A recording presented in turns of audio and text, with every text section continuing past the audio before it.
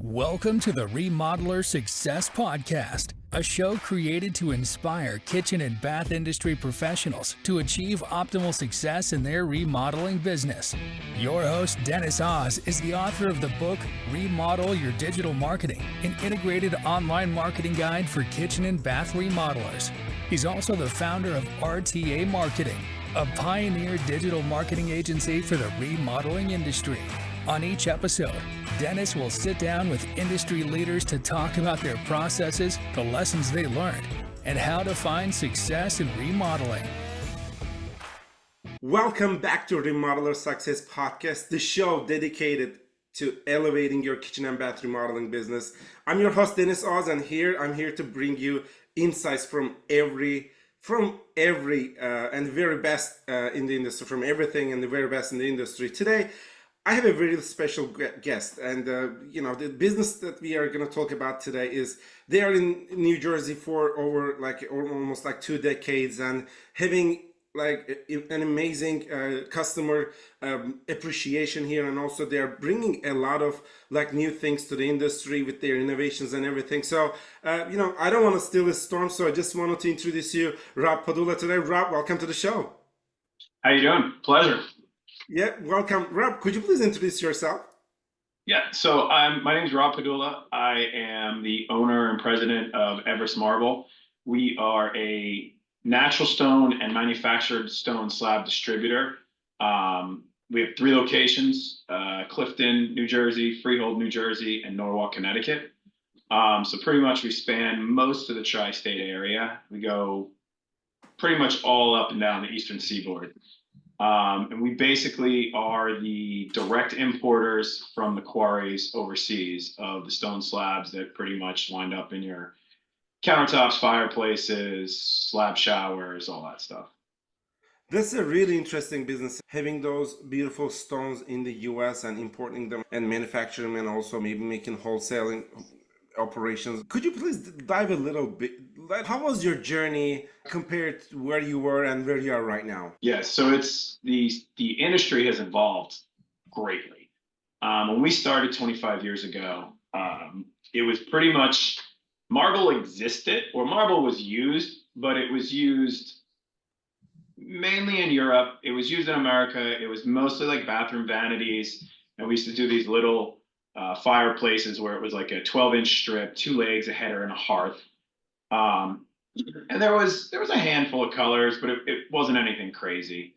But most of the bulk of the business was granite. We would import thousands and thousands of granite slabs. I mean, at one point in time, we were doing 90 containers a month, and that was when we only had, that was basically when we had the 1 location. We had just started the second one in Jersey. And it was 10 colors. And basically, the name of the game was just volume. It was just granite. How many slabs could you sell? All the colors were very similar. Clients pretty much just knew they wanted one of those 10 colors.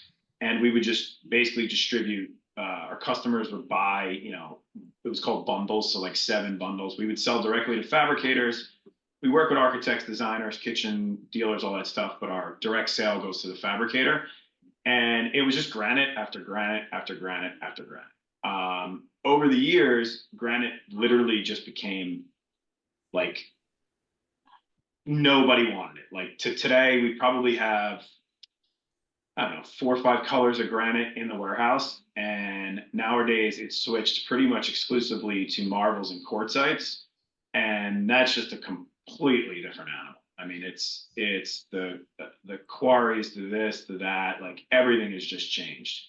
Back in the day, you pretty much made your money on the buy. So if you could buy more containers, they would sell it to you for cheaper. Whereas today, it's the complete opposite.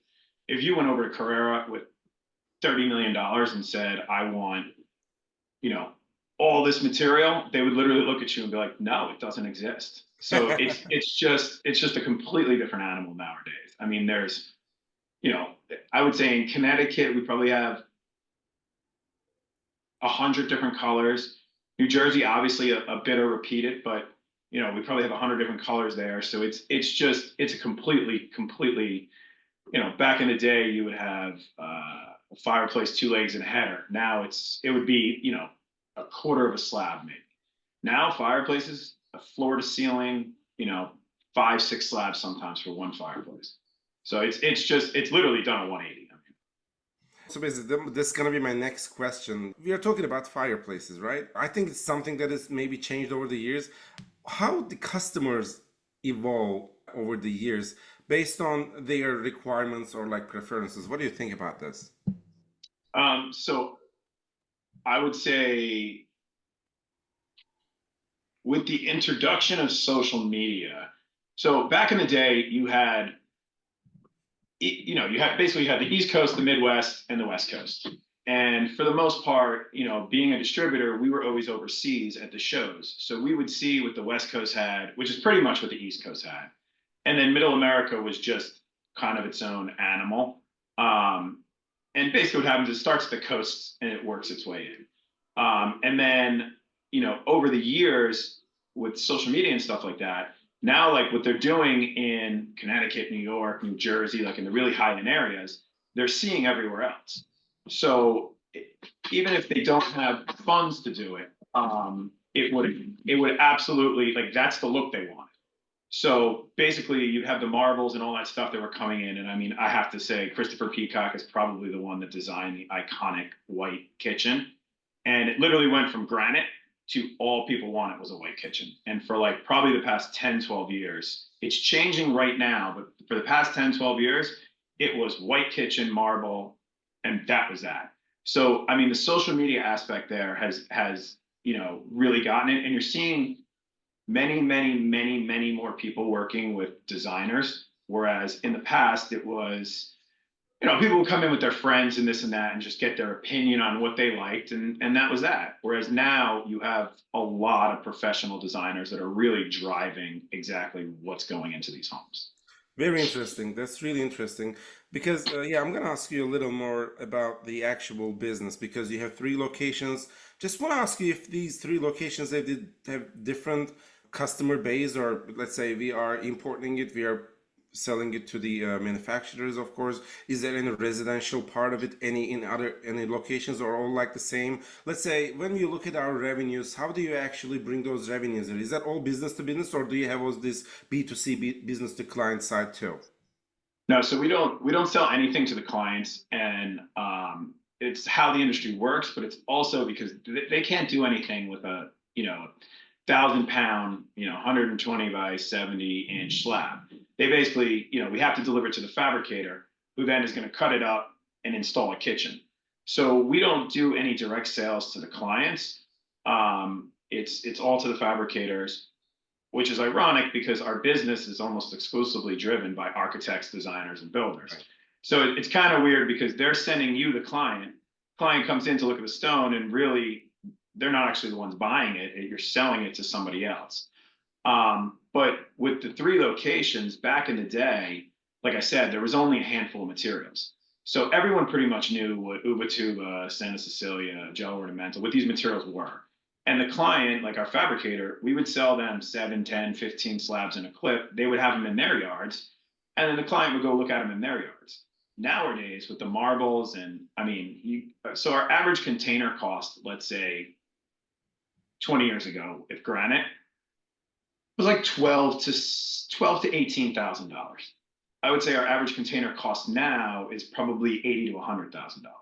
So the materials have just, they've gone up exponentially in cost. So the fabricators will not buy stock anymore. They send us all their clients. The clients will pick out their exact slabs, and we'll sell them just the slabs they chose. So with that, we needed more locations, obviously, because if you know anything about the tri-state area, although my Connecticut location and my Clifton location are 40 miles apart, that 40 miles over the GWB or the Tappan Zee, whatever road you take, Sunday at 2 a.m. is probably a 40-minute ride. Any other time of the day could be an hour and a half. So with the traffic, and when I'm overseas a lot, people make fun of us because the distributors out west are like, "Why do you guys have three locations within like 30 miles of each other? That makes no sense. Our delivery radius is like 250 miles." I'm like, 250 miles to us would be a day and a half drive with traffic. So for us, we have many locations around to be able to have more clients come choose their exact slabs. Whereas back in the day, we could literally just send the trucks or make the drivers leave early. So I think it's also big convenience for your business partners to take their end user, their homeowners, let's say, bring it to you and pick their own slabs, right? Are you creating that convenience also for your partners? Are they bringing their customers to your slab yards? now the client needs to see the exact slab. And sometimes if we have 30 of the same material, they'll change a little bit in between each other. Whereas in the days of granite, I mean, no two natural stones are exactly the same, but in the days of granite, I mean, they were really close. Whereas nowadays, I mean, some materials from slab 1 to slab 40, they change. So, somebody from Connecticut really is not going to drive to New Jersey to go look at something, whereas somebody from New Jersey is really not going to drive to Connecticut. So we open the multiple locations to basically be able to, and it literally depends. If you live on the west side of Manhattan, you're coming to Jersey. If you live on the east side of Manhattan, it's way easier to go to Connecticut. So it's just, It creates its own strategy in the state areas. Upstate New York, people travel to Connecticut location, right? They don't want correct. to. Maybe they are working somewhere in New Jersey. They will of course stop by in your New Jersey store, in your New Jersey warehouse. But again, this is a great strategy when you look at it. Especially it's when overseas people are asking you this question: why do you have these three locations that close proximity? But it makes right now sense because, folks, I'm sure that you're tuning in from different states. We have two major interstate ways here where the average speed is the lowest in the on whole entire America. It's one in Long Island, and then another one is just the one that is passage the Fort Lee, goes to Connecticut and also goes to New York as well. Those are the really jammed roads, and if you're just trying to kind of hit the road, yes, without traffic, 40 minutes. Then when it's 40 minutes when your average speed is 65 miles per hour. Then when you go like 15 miles per Yeah. hour, then you have a big problem there because you were going to bumper to bumper. This is the actual strategy when you think about the convenience of your actual customers, because you're business to business, and the convenience of their clients. This is how we shape the business in 2024, just to be able to make sure like we are all bringing that convenience and also happiness to our ideal target avatar. So let's dive a little more in this, Rob, because my next question is about to be your actual secret sauce. I believe this is one of the secret sauce, just to be able to open up different locations here and there. So what do you think about your speciality, and what do you think that really makes you look, that are different companies here, and this is what makes us unique? What do you think about this? So for us, I mean, there's two main parts to our business. I mean, as complicated the warehouses, the cranes, the trucks, the everything you need to move this stuff, handle this stuff, whatever. It really, I mean, our job is pretty simple, right? The clients come in to see a slab, they either like it or they don't. The client doesn't know whether the material is good or bad. So if you put a slab there with problems, they take time out of their day, they take their day, they come in, they pick it out. And then if you ship it to the fabricator, all of a sudden the fabricator is going to say, hey, there's cracks in this, or this isn't even, or whatever. If they return it, then that client has to take another day off, come back, this, that, whatever. So basically, our biggest strong point is I'm overseas all the time. I think it's been 3 or 4 times already this year. I'm usually in Italy about 10 times a year, things like that. So I'm going every 6 weeks to the quarries. I'm hand selecting everything. I'm rejecting most of what I see. So by constantly being there, I'm able to get the newest, best, cleanest material.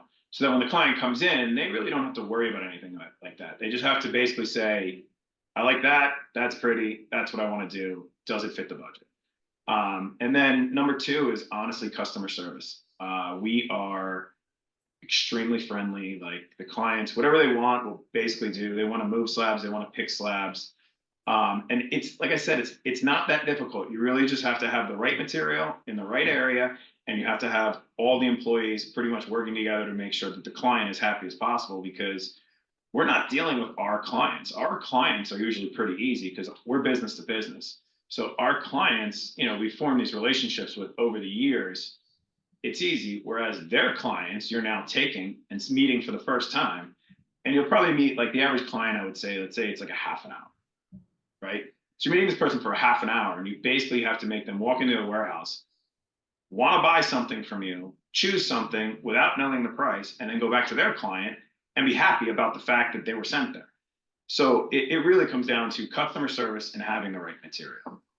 This is where we underline, we several times in this show we underlined and also emphasize the importance of customer service here. And we're going to talk about the challenges too, but some of the good things that if you're working business to business, working with the business owners just like as smart as you is really, sometimes you feel more comfortable. Yes, it's not like maybe business to business operations compared to the other interviews that I conducted in this show. People are always saying B2C is more profitable than B2B, but B2B comes with its own, I would say, comfort, because you are working with business owners, and just like you said, they look some certain things, and you don't need to talk about pricing with them so many different times. I know I'm going to ask you about this, I'm going to ask you the challenges, but I'm sure there are also some challenges, but it comes with the big comfort. Smart business owners, just because they would like to improve their business too, they would like to take their business to the next level, you are just one of their vendors, and of course they value you, and this creates a real nature connection between, if you're doing B2B, it creates a real natural connection there. So those are the good things. So just like you underline, and the customer service is a very important part of it. So let's go to the hurdles, some challenges, and what do you think is just really hard in this industry to serve your customers and also like your ideal customer avatar, let's say? Well, I mean, it's funny because one of the easiest aspects of our job is the fact that we basically don't negotiate with the customer, because the customer essentially is negotiating with the fabricator for the finished job. That can also be the biggest challenge of all, because a customer comes in and, we have slabs in here that range from the price of a Honda to the price of a Ferrari and everything and anything in between. So the client doesn't know if they're picking out a $6,000 kitchen or $100,000 kitchen. So for them, I mean, we can guide them high, medium, and low, but there definitely are clients that are not okay with that. Like, they come in and they will really put up a stink and basically argue with you to high end to give them the price. And, we're like, listen, just call your fabricator. They'll give you the pricing and this and that. And that's probably like our biggest day-to-day hurdle. Most people are excited to be doing the process. They're excited to be picking out finishes, because when you build a home or you remodel something, right, no one's ever excited during demolition. No one's really ever excited during framing. You're excited when you start to see the pretty things go into the house. Right. And it's great because we get the really upside of people.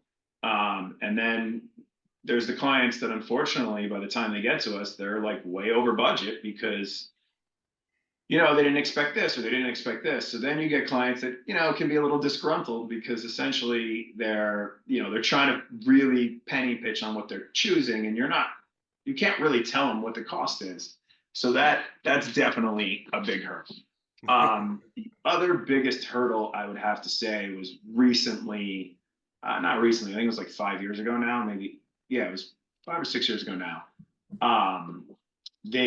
So basically engineered quartz, in between the granite and marble stage, engineered quartz was a huge thing.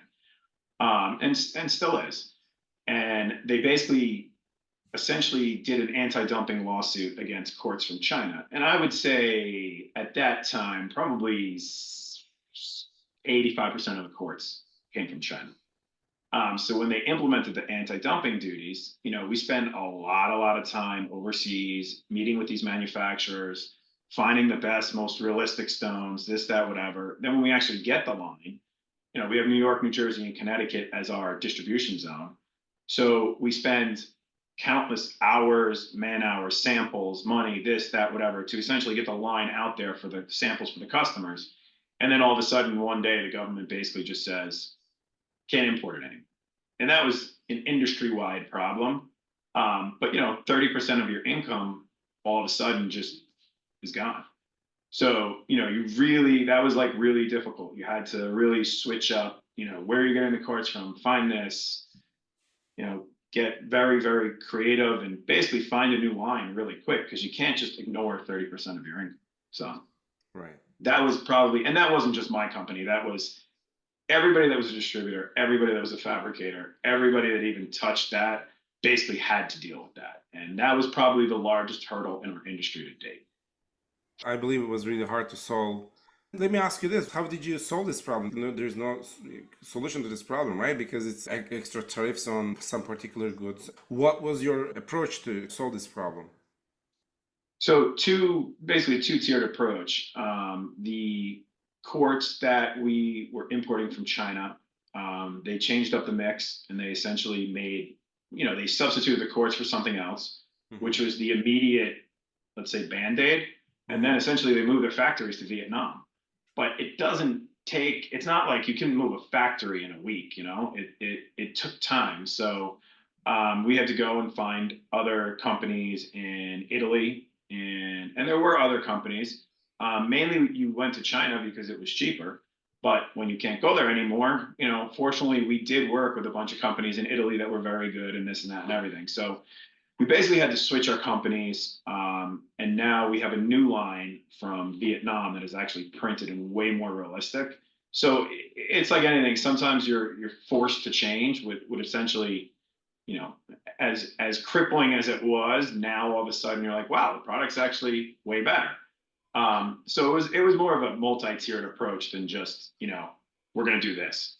Right, but just like you said, since you cannot really solve these problems overnight, just like because a huge factory cannot be transferred here and there, at the end of the day, that race continues because you have to sell here because your clients or customers are demanding services and products from you. You have to continue. That's number one thing that you have to deal with. And I'm glad that you have like alternative solutions to that one, and then it worked out. So this is great. Let me ask a little more about right now the your approach. You said you're working with the designers and fabricators, right? When you look at your overall approach to these people, at least if you talk about bringing new business or even serving them, we are going back to an earlier part of this conversation, but how do you approach them in general? So the homeowners we don't go after, because if we go after the homeowners, and we've done like magazine articles and this and that and all the stuff, and it's all great, right? Because people come in, and once they come in they see you and whatever, but at that point they're kind of skipping to step two. So when they come into us, they're like, all right, I'm here for a kitchen, I saw you guys in this magazine or this or that or whatever, and we're like, yeah, so we don't do that. We sell you the slab and whatever. So for us, it's really the architects, designers, and builders that we go after. And by going after the architects, designers, and builders, they're the ones that are really controlling, um, first of all, what materials the customer wants to put in their house, what they're choosing, budgets, things like that. So for us, it's more of the, like the architects, designers, architects, whatever, like they love samples, because basically before they bring the client here, they have to have an idea of what the client wants. When they come here, they're pretty much ready to choose their slab. So it's cutting samples of material, getting them to the clients. We invested heavily in you wouldn't believe how hard it is to take a picture of a slab and get an actual color. Because if you snap it with an iPhone, it is. If you look at the iPhone and you look at the slab, it's not even the same. So which, I know nothing about photography. I'm stoned.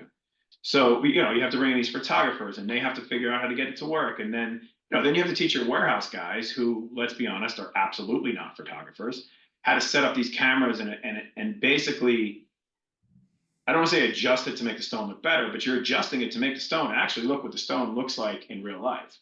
And by doing all this, you're able to give the client like basically a much more real version with the photo and the sample. They can really visualize it, because an architect and a designer will do presentations or storyboards, and they'll do this big presentation to the client. And a sample is a 6 by 6 sample. A slab is 10 by 6. So when you have these bold veins, one sample is not representative of the slab. So sometimes the clients come in and they're already set on buying this material, and then they see the slab and they're like, holy crap, what is that? So, you really have to try as much as you can to get, the true representation of the slab to them. Because listen, we have, like I said, we have hundreds of colors. We don't care if you choose this one or this one. We just want you to choose one that you're happy with. So for us, it's really getting, and nowadays a lot of the architects have these rendering systems. So they can actually take the slabs, put them in a rendering system, and essentially build your bathroom, fireplace, kitchen, and you can see what it looks like. So for us, like we have to have photos of every single slab. We have to have samples of all this stuff. So it's really just getting that information out to the architects and designers so that they can present it to the client. So when they bring the client in, the client essentially is expecting, gets what they're expecting. Right. This is great. Thank you so much for sharing that. I asked you this question actually just because just wanted to ask you a little more about your marketing. How do you market your business? Let me ask you in this way. If you're working business to business and your customers are actual business owners, I believe networking is a big part of it. But in Correct. addition to this one, what type of marketing activities or any kind of digital marketing or any kind of offline marketing, what's your actual strategy when you are just looking at your marketing? So we have multiple salesmen. Word of mouth is absolutely huge. That's whatever relationships is like paramount. It's just years of working with people that recommend you to people, things like that.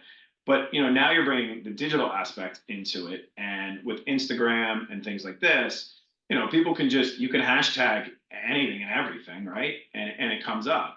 So back in the heydays of Granite and stuff like this, even let's say 10, 12 years ago, we pretty much were New York, New Jersey, Connecticut. We did, Rhode Island, South Jersey, but basically it was people here and kind of like, let's say, where they live in their beach houses, for lack of a better term, if you know this area. Nowadays, I mean, we do a ton of work in Florida. We do a ton of work in Montana. We do a ton of work in Wyoming. We even do work at West Coast. I mean, we do things in Nashville, Tennessee. So now it's more if you have the material and you put it out there in the like digital world and somebody is looking for it, like certain materials now, it's not so much like you can't just go to the quarry and buy perfect dolomite. Like it's maybe great blocks come out 5 times a year. So, if you have this material, the digital aspect literally gets you to show it to the entire United States. So at that point in time, you have clients calling you from, middle America that are looking for this material that, we are able to sell in the tri-state area, whereas maybe in middle America, there's not this huge demand for it, but that particular client wants it.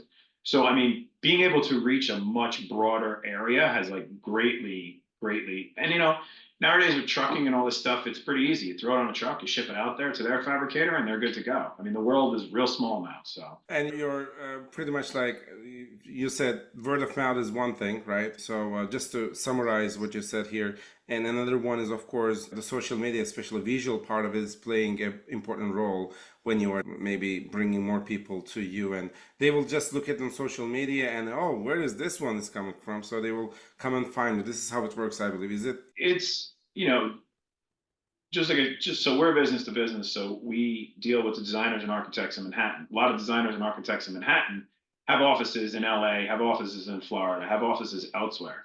So like they're down there looking for something, and then they're like, man, we can't find what we could find back home. So they'll call you up and they're like, hey Rob, this job, we need this, and this. So we're like, all right, no problem. We have it here. All right, can we get it to Florida? Sure, we'll get it to Florida. Put it on a truck, ship it down. So it's kind of just that spread out of like just the whole thing, and then we'll get random calls from we have a couple designers in the Midwest that do very high end homes, and they just tell us all the time like we just don't have the resources you guys have on the East Coast here. So for us, when they have the right jobs and stuff, they'll just fly the client in, choose out the whole house, we'll put it on a truck, and we'll ship it out. Yeah, this is great information. Thanks so much for sharing your golden nuggets about this. This is great.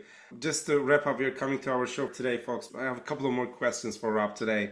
Rob, let's talk about this. Let's say someone who's just listening or tuning in today and thinking about going into the natural stone industry, either with a fabricator or wholesaler. And what advice do you really give these people about if they're starting their journey, or maybe if they started and having some problems with some different aspects of the business? What would be your expert advice there, and what do you think about that? I mean, I would have to say the first most important thing is work with other good people, because like over the years, I've always said if I won the Mega Millions, I wouldn't stop doing what I'm doing. I generally love it. I would definitely cut off some customers and not deal with them, but I wouldn't stop what I was doing. I mean, I know you need all your customers, but if you work with really good people that work with you, you will build your business and you will build it well. If you work with people that are essentially just out to scam you or have a problem or this or that or whatever, and don't get me wrong, we've all had it done to us and we've all, worked with the wrong people. But for the most part, if you surround yourself with good other businesses, your business will go up as well. I would say that's probably the number one way people get hurt. It's not, and you got to treat people the way you want to be treated. Like every single job has problems. Like if you're building a house and you think you're not going to have problems, you're living in a fantasy world. Like I don't care how good you are, how good the builder is, how good whatever. Problems always arise. The difference is, how do you solve those problems? Like, do you instantly address them? Do you, they say the most expensive thing in business is a good reputation. And that's true. I mean, I've eaten jobs that I absolutely should not have had to eat. But you know what? That builder has given me so much work, or that architect has given me so much work that essentially I have to make them look good. So, that person wasn't trying to hurt me. They came to me and said, hey, we have a problem. How do we solve it? And we've solved it together. That's probably the number one way people get hurt. Other than that, the best business advice I ever got is just make sure you reinvest back in your business, because the more money you put back into your business, the more money eventually will come back to you. Investment. I was just reading some articles out there. Rob, it's really interesting. It was saying, if you believe that coffee shops are making a lot of money and you would like to open a new coffee shop just because you think you're gonna make a lot of money just like other people in the market, you cannot beat the guy who is in the corner, who really loves coffees, traveling other countries to taste different coffees and improve his service. And this passion will allow you to find correct people. Just like Rob said, this passion will allow you to work with correct people and make them your own clients and ongoing forward, because you need these recurring people coming back to you, working with you every time. Rob, thank you so much for your sharing all your wisdom with us today. That was amazing. Just one last question. If someone in our whole audience, let's say they would like to have some follow-up questions, because in our audience we have manufacturers, sometimes kitchen showroom owners, they are there, they have some questions about some things, and also architects, and also, just like you said, builders are tuning in, they're listening and learning from us. If they have a follow-up question, or if they would like to give you a call and talk about the future opportunities, what is the best way to reach out? Is that your website? Or just to let you know, don't share your personal cell phone, because it's going to be distributed 10,000 people. Yeah. So, yeah. No, What is the best way? I would say the best way, honestly, is just call the office. I mean, call Evers 203-956-7428. Just get in touch, ask for me. I'm here all the time. I'm definitely not an absentee owner. I probably should be a little bit more, but I'm here literally all the time. So I'm happy to help anyone, work with anyone, any questions, anything. I'm always around, unless I'm overseas. But for the most part, I'm always here. Thanks so much. Thank you, Rob. Thanks so much for joining us. Thank you. Thank you. That was another episode of Remodeler Success Podcast, folks. We're going to see you next time. Goodbye. Perfect. Thank you. If you would like to generate more leads, please visit rtamarketing.com to get a copy of the book, Remodel Your Digital Marketing, an integrated online marketing guide for kitchen and bath remodelers. This has been another episode of the Remodeler Success Podcast. Thanks for listening.